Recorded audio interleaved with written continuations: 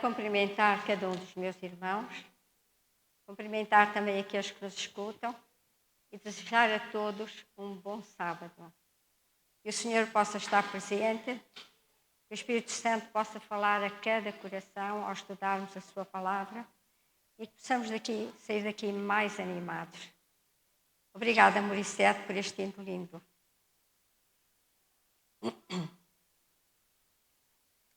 Título da minha mensagem: A firme fortaleza da fé. Irmãos, nós às vezes pensamos, quando oramos, que o Senhor deseja ouvir palavras de louvor, pedidos. Abençoa a minha família, abençoa os meus amigos, cura também esta pessoa ou aquela, e achamos que temos todas as respostas e nenhuma pergunta para Deus.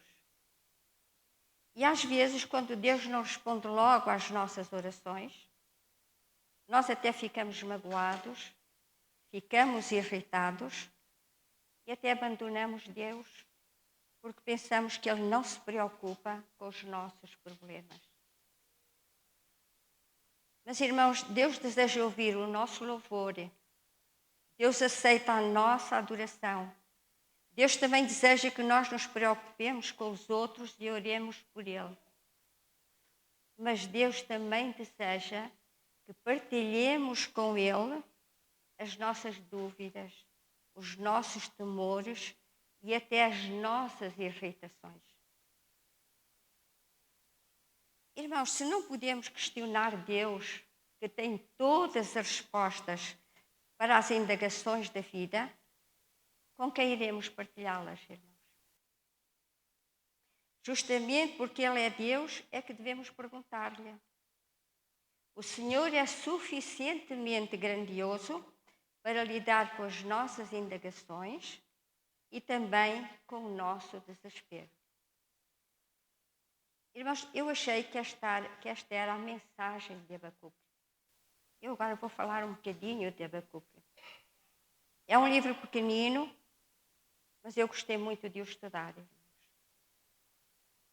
O profeta Abacuque viveu em Judá, pouco tempo antes de Jerusalém ser invadida pelos exércitos babilônicos. Isto no ano 597. Abacuque foi contemporâneo de Jeremias também. Profetizou durante o reinado de Joaquim, o penúltimo rei de Judá. Mas Abacuque estava muito triste, irmãos, porque o seu povo tinha-se desviado dos princípios divinos. O seu povo estava muito longe de prestar a sua adoração perfeita a Deus e atravessava um período de crise espiritual.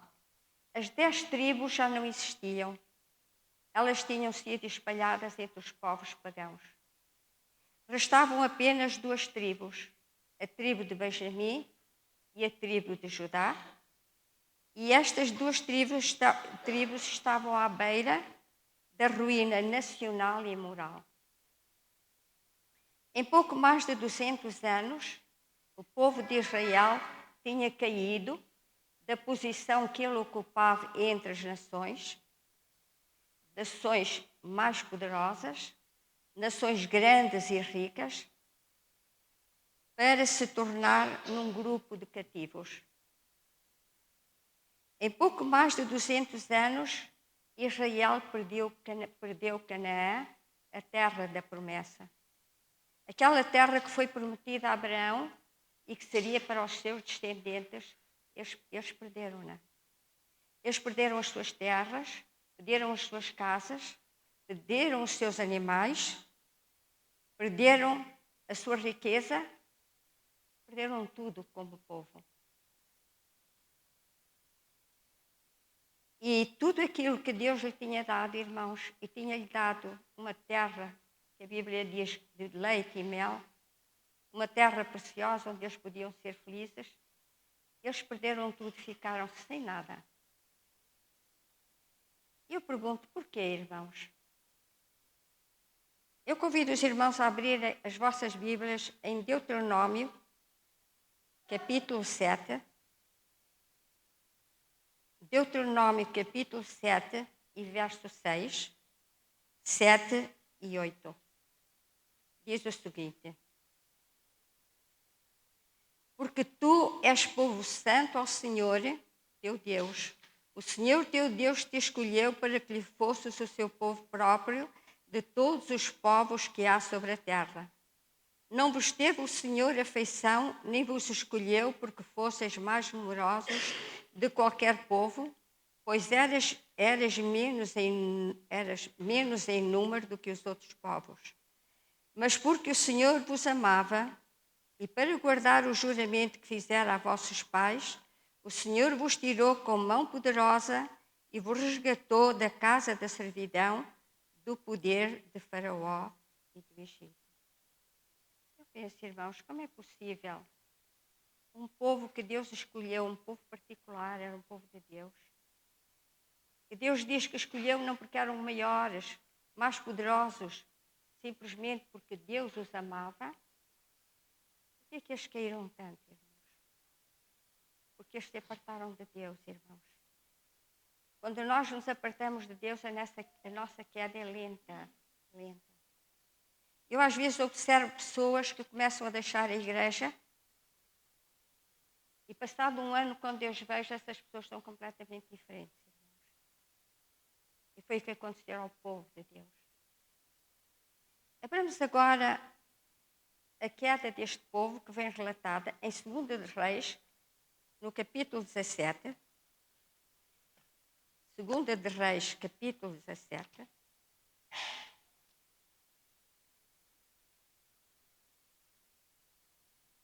E vamos ler a partir do verso 6 até ao 18. No 9º ano de Oseias, o rei da Assíria tomou a Samaria e transportou Israel para a Síria e os fez habitar em Ala, junto ao Óber e ao rio Gozã e nas cidades dos Medos. Tal sucedeu porque os filhos de Israel pecaram contra o Senhor, seu Deus, que os fizera subir da terra do Egito, de debaixo da mão de Faraó, rei do Egito, e temeram a outros deuses. Andaram nos estatutos das nações que o Senhor lançara diante dos filhos de Israel e nos costumes estabelecidos pelos reis de Israel. Os filhos de Israel fizeram contra o Senhor, seu Deus, o que não era reto. Edificaram para si altos em todas as suas cidades, desde as atalaias dos vigias até à cidade fortificada. Levantaram para si colunas e postes ídolos em todos os altos outeiros e debaixo de todas as árvores frondosas. Queimaram ali incenso em todos os altos, como as nações que o Senhor expulsara de diante deles. Cometeram ações perversas para provocarem o Senhor à ira. E serviram os ídolos dos quais o Senhor lhes tinha dito: não fareis estas coisas. O Senhor advertiu Israel e a Judá por intermédio de todos os profetas e de todos os videntes, dizendo: voltai-vos dos vossos maus caminhos e guardai os meus mandamentos e os meus estatutos, segundo toda a lei que prescrevi a vossos pais e que vos enviei por intermédio dos meus servos, os profetas. Porém, não deram ouvidos, antes se tornaram obstinados, de dura cerviz, com seus pais que não creram no Senhor seu Deus. Rejeitaram os estatutos e as alianças que fizeram com seus pais, como também as suas advertências com que protestara contra eles. Seguiram os ídolos e se tornaram vãos, e seguiram as nações que estavam em derredor delas, das quais o Senhor lhes havia ordenado que não as imitassem. Desprezaram todos os mandamentos do Senhor seu Deus e fizeram para si imagens de fundição. 2 bezerros fizeram um poste ídolo e adoraram todo o exército do céu e serviram a Baal. Também queimaram a seus filhos e suas filhas como sacrifício e queriam Desculpe, irmãos. Também queimaram os seus filhos e as suas filhas como sacrifício e deram-se à prática de adivinhações e criaram em agoiros e venderam-se para fazer o que era mau perante o Senhor, para o provocar à ira. Irmãos, nós vimos que todos os apelos divinos foram rejeitados por aquele povo. Irmãos, o profeta Jeremias, referindo-se aos habitantes de Judá, ele disse o seguinte, em Jeremias, no capítulo 8,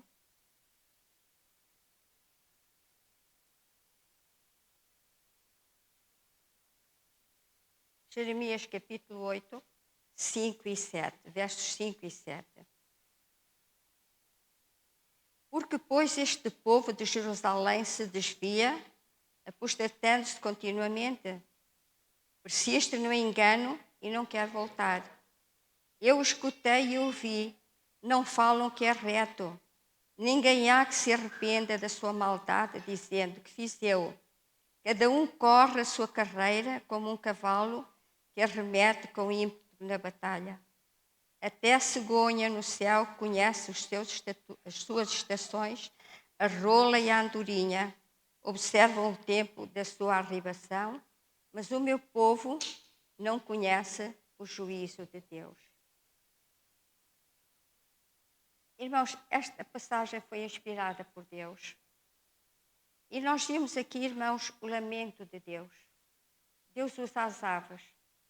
Deus diz assim, a cegonha, a rola e a andorinha conhecem o tempo da sua migração e obedecem-me. Mas o meu povo, não, irmãos. O meu povo está cego pelo pecado, não via que o juízo divino chegara para eles. Irmãos, esta era a condição do povo de Deus. Agora, no livro de Abacuque, apresenta um diálogo entre o profeta e Deus. Abacuque tinha muitas perguntas para fazer a Deus. E uma delas era, por que é que os ímpios prosperam? No tempo do profeta, os justos eram perseguidos, eram mortos, e os ímpios aparentemente prosperavam. Abramos as Bíblias também, a nossa Bíblia em 2 de Reis.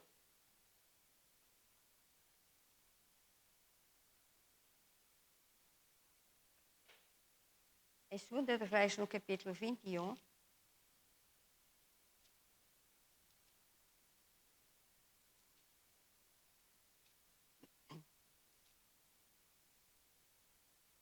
Capítulo 21 e verso 16. Além disto, Manassés derramou muito sangue inocente, até encher Jerusalém de um ao outro extremo, afora o seu pecado com que fez pecar a Israel. Este verso diz que Manassés encheu Jerusalém de sangue inocente. E foi este sangue inocente, irmãos? Foram todos aqueles que mantiveram a sua lealdade a Deus, eles foram presos e foram mortos. E a pergunta que nós fazemos, por que é que os ímpios prosperam, irmãos? Por quê? Esta pergunta tem saído dos lábios de muitos filhos de Deus. Por quê? Eu às vezes encontro uma senhora e ela quando fala comigo, ela sempre diz isto. Aqueles que me fizeram mal, prosperam. Eu que fui prejudicada, sofro. Irmãos, eu vou contar uma pequenina história, ou uma experiência que eu vivi. A Dona Perpétua era uma senhora católica, era uma senhora praticante, era uma senhora muito sincera. Esta senhora conhecia a palavra de Deus. Um dia ela foi ao meu serviço, eu pude conversar com ela. E então juntas nós começámos a estudar a palavra de Deus. A Bíblia para ela era um livro muito familiar. ela decorou vários salmos e ela às vezes recitava-me esses salmos. Sempre que o tempo permitia, porque ela morava muito longe e eu tinha que apanhar o autocarro, ela contava muitos episódios da sua vida. Esta senhora tinha tido uma vida de muito desgosto e muito sofrimento. E ela conta que um dia ela estava em sua casa, ela andava no seu corredor de um lado para o outro, ela diz que chorava, ela orava e suplicava ao Senhor: Senhor, porquê? Porque desde criancinha eu tenho sido tão infeliz e eu não sei o que é ser feliz. E ela diz que ouviu uma voz e essa voz dizia assim: eu amo-te. E essa voz disse 3 vezes: eu amo-te, eu amo-te. E aquela senhora ficou tão feliz por ter ouvido aquela voz, irmãos. E Deus talvez a encaminhou para o meu serviço, para juntas podermos estudar a palavra de Deus. Por que é que os ímpios prosperam, irmãos? Esta pergunta, como eu disse, tem saído dos lábios de muitos filhos de Deus. Abramos as nossas Bíblias em Salmos 73. Salmos capítulo 73. E vamos ler os versos 2 e 3. Quanto a mim, porém, quase me resvalaram os pés, pouco faltou para que se desviassem os meus passos, pois eu invejava os arrogantes, pois eu invejava os arrogantes, sim, ao ver a prosperidade dos perversos. Irmãos, este salmo que foi escrito por Asaf, a prosperidade dos ímpios quase derrubou a sua fé. Abacuque também questionou Deus: porquê, Senhor? Mas esta pergunta do profeta não era um sinal de rebelião, irmãos. É que o profeta estava preocupado em saber se Deus ainda continuava junto ao seu povo. Sabia que o seu povo estava em rebelião e ele queria ter a certeza da parte de Deus que o seu povo ainda continuava com o seu povo. Irmãos, Abacuque viveu num tempo de grande apostasia. A iniquidade de Israel não tinha limites. O suborno e a corrupção faziam parte de seus costumes. A violência reinava, a justiça era pisada a pés. E aqui vem a pergunta, irmãos: o que fazer quando a deslealdade e a injustiça deste mundo parecem prosseguir impunes? O que fazer, irmãos? A quem recorrer quando a luta é tão dura e sentida por nós? Voltemos ao livro de Abacuque, no capítulo 1. Abacuque 1, 5 e 6. Vede entre as nações, olhai, maravilhai-vos e desvanecei, porque realizo em vossos dias obra tal que vós não crereis, nem vos foi contada. Porque eis que suscito os caldeus, nação amarga e impetuosa, que marcham pela largura da terra para apoderar-se de moradas que não são suas. Irmãos, o profeta aqui ficou tão admirado. Aquela não era a resposta que ele pretendia, irmãos. Mas o Senhor respondeu à pergunta dele, mas realmente não era aquela a resposta. O Senhor disse ao profeta que os babilônios seriam um instrumento por meio do qual o Senhor seria punido. Irmãos, Abacuque ficou confuso. Como era possível o Senhor usar um povo cruel e violento, muito mais pecadores do que eles, para levar a cabo o seu propósito no mundo, punindo o povo de Deus? Ele não estava a compreender, ele não conseguiu compreender aquilo que o Senhor estava a dizer-lhe, que está usando um povo bárbaro, um povo cruel, pior do que o povo de Israel, usá-los para punir Israel. O profeta não compreendeu a resposta de Deus, irmãos, e então ele fez outra pergunta. E essa pergunta encontra-se em Abacuque 12 e 13, e diz o seguinte: Ó Senhor, para executar o juízo puseste aquele povo, porquê? Ele faz uma pergunta ao Senhor.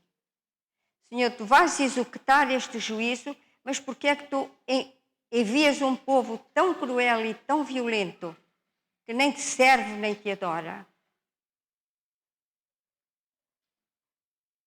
E no verso 3 ele diz: Pois todos os que procedem mal, pois toleras os que procedem mal e te calas quando o perverso devora aquele que é mais justo do que Abacuque. Irmãos, ele estava extremamente admirado como é que Deus ia usar um povo tão violento para punir o seu povo.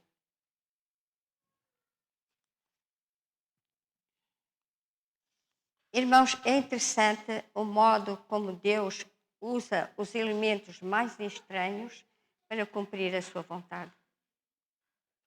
Qual seria o propósito do Senhor ao enviar os babilônios para punir o seu povo escolhido? Qual seria o propósito do Senhor?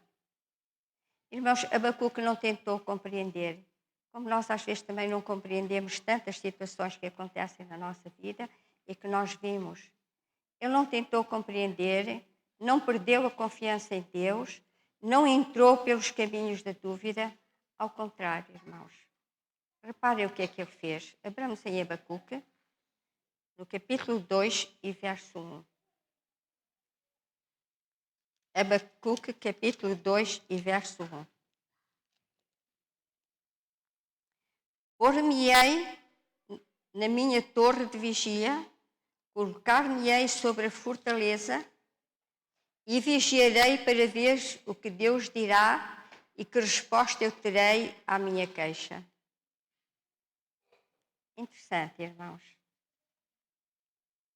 A sua fé não foi afetada. Ele continua a confiar no Senhor. Reparem, vou ficar de guarda, de pé sobre a muralha, vou ficar atento para ouvir o que Deus me vai dizer, para ver como vai responder à minha queixa. Irmãos, Deus quer que o seu povo hoje, como à semelhança do profeta, contemple tranquila e confiantemente o desenrolar dos acontecimentos. Irmãos, nós às vezes somos como aquele menino que consegue contemplar o desfile através de um pequenino buraco. Ele vê apenas o imediato. É o que nós vemos, irmãos.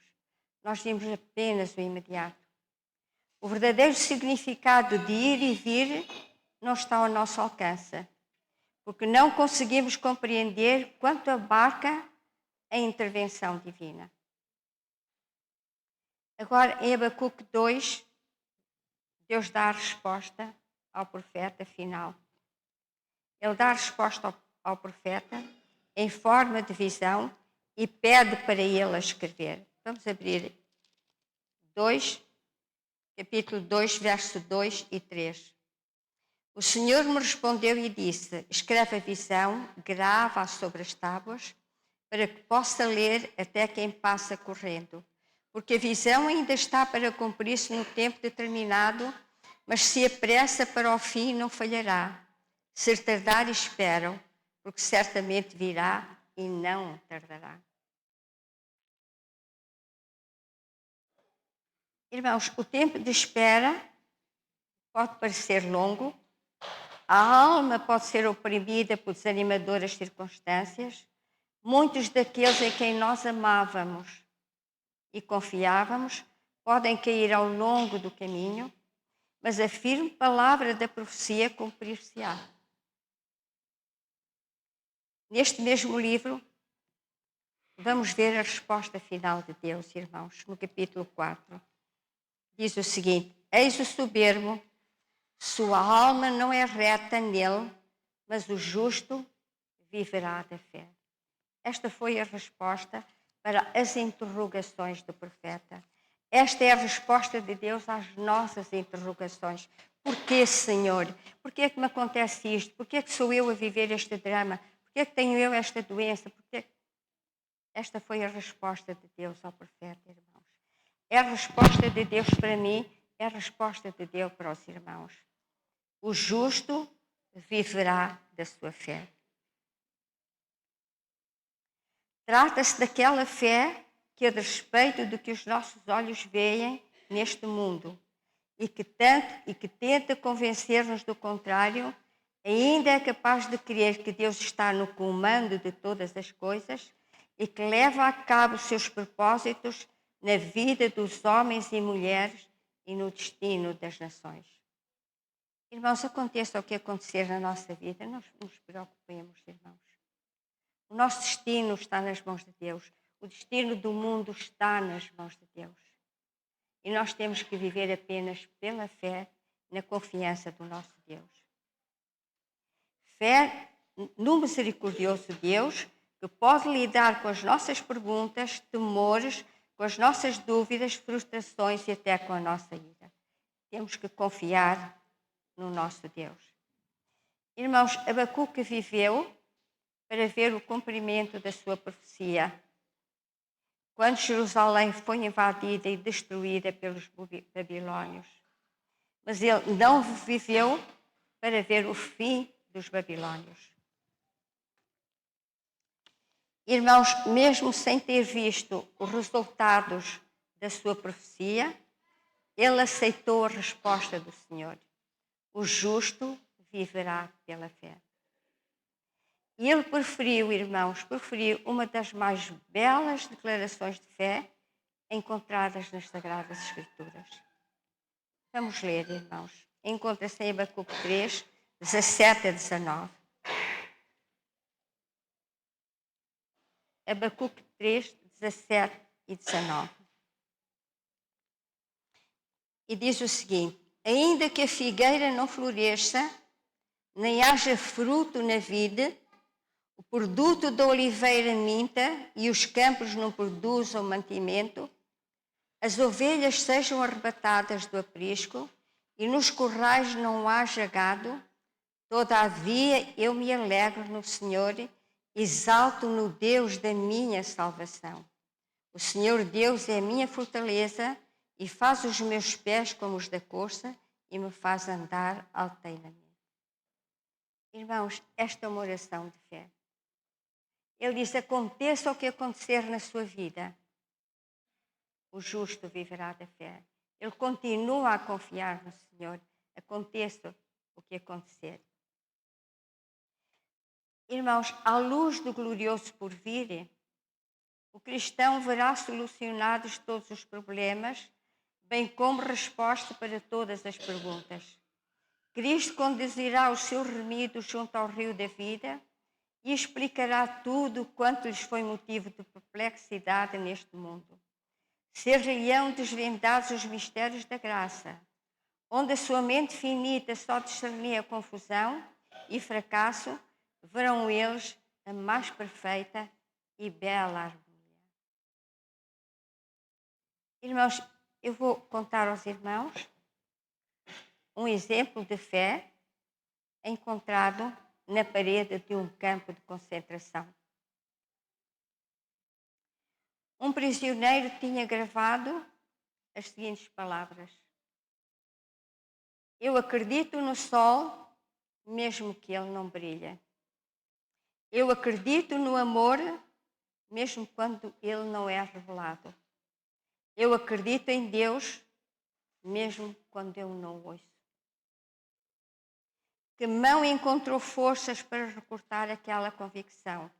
Que olhos puderam ver o bem num horror daqueles? Só uma resposta: olhos que preferiram ver o invisível. Irmãos, que o Senhor nos ajude. Nós não sabemos o que nos vai acontecer no futuro. Mas a nossa vida está nas mãos de Deus, irmãos. E o justo terá que viver pela fé, apenas pela fé, irmãos. Eu vou terminar com aquilo que se encontra em Abacuque 3,18. Todavia, eu me alegro no Senhor e exulto no Deus da minha salvação. Amém.